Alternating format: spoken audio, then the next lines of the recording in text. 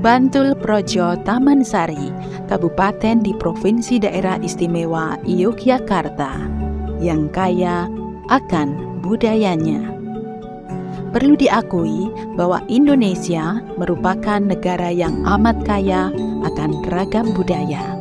Kebudayaan tersebut merupakan satu kesatuan yang perlu dilestarikan keberadaannya.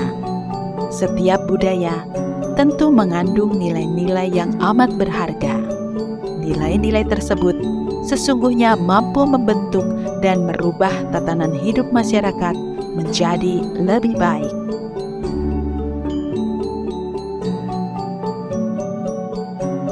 Selamat datang di Kalurahan Sabtodadi, Desa Mandiri Budaya, Desa Mahardika, berdaulat, berintegritas, dan inovatif dalam menghidupi dan mengaktualisasikan nilai-nilai keistimewaannya. Melibatkan partisipasi aktif warganya, Kalurahan Sabtodadi memperdayakan segenap kekayaan, sumber daya, dan kebudayaan yang dimilikinya.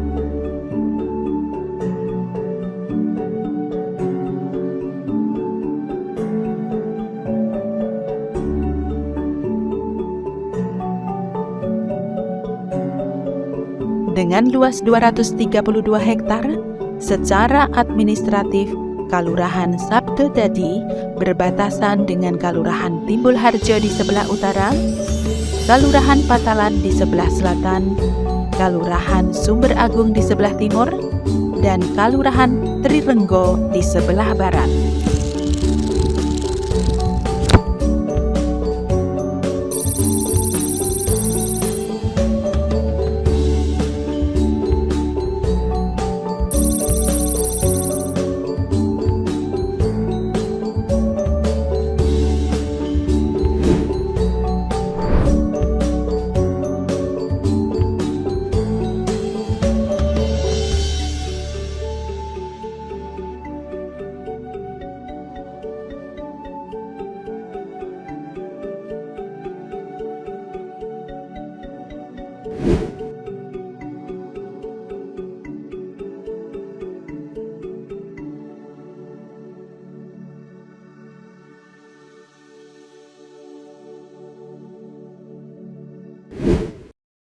Kalurahan Sabtodadi memiliki 5 wilayah padukuhan, dengan masing-masing padukuhan memiliki daya tarik yang beraneka ragam.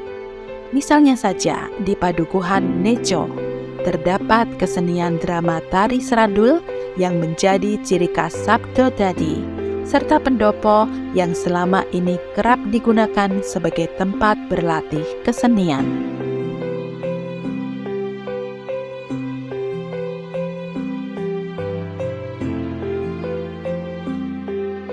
Kemudian di Padukuhan Manding dengan kerajinan kulitnya yang telah mencapai pasar nasional bahkan internasional.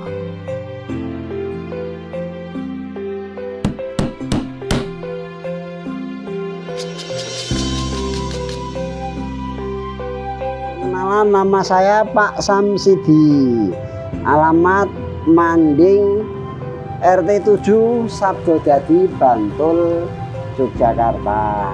Kalau saya sih sebenarnya produknya selera mereka, yang penting berbau kulit. Dari handicraft, dari jok kursi, sofa, sampai tas.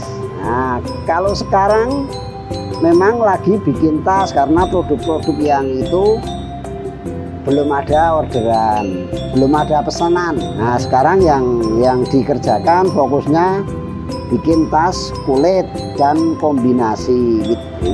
Saya hampir 27 tahun yang lalu sampai sekarang. Tapi untuk khusus tas itu ya sekitar 10 tahunan. Tapi kalau untuk berbau kulit, entah itu handicraft, entah itu apa, ya hampir 27 tahun. Jenengan dereng lahir. Harus sabar dan ulet. Kalau enggak sabar enggak akan jadi pengrajin. Karena kerjanya kan jenuh kok, di rumah terus duduk, kebanyakan hampir 70% duduk terus. Itu kalau orang nggak sabar ya pasti nggak mau. Ya sekarang tantangannya itu anak-anak muda itu udah sulit untuk meneruskan itu. Ya mungkin kalau saya mati sini juga nggak ada yang bikin. Intinya memang itu tekun mau bekerja. Begitu pula yang dirasakan pengrajin-pengrajin lain di Manding saat ini. Berharap pada generasi penerus untuk meneruskan karya yang sudah menjadi ciri khas Manding sampai saat ini.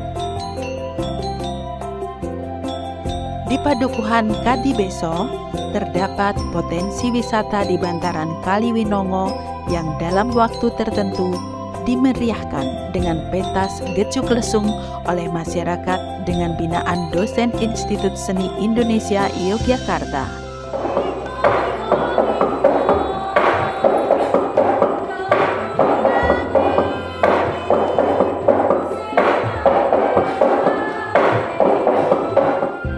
Kemudian Padukuhan Dukuh, terkenal dengan produk ekoprint yang telah dipasarkan dan dipamerkan sampai ke kancah nasional.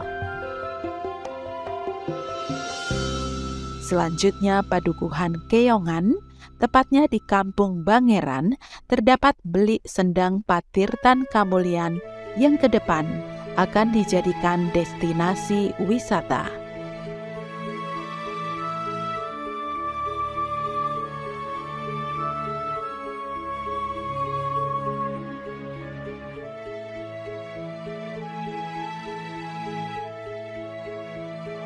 Assalamualaikum warahmatullahi wabarakatuh. Om Swastiastu, Namo Buddhaya, salam kebajikan, salam sejahtera bagi kita semua. Perkenalkan, saya Siti Fatimah, Lurah Kalurahan Sabdodadi, Kapanewon Bantul, Kabupaten Bantul.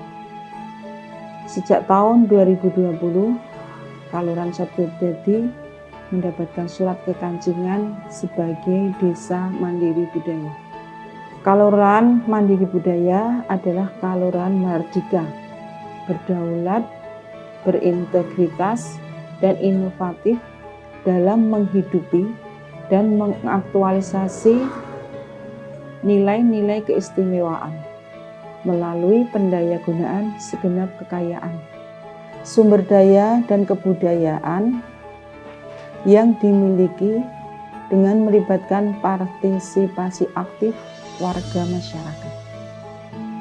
Masyarakat Kalurahan Sabdodadi masih melestarikan adat budaya sebagai warisan nenek moyang bangsa Indonesia, khususnya kebudayaan Jawa, Keraton Yogyakarta.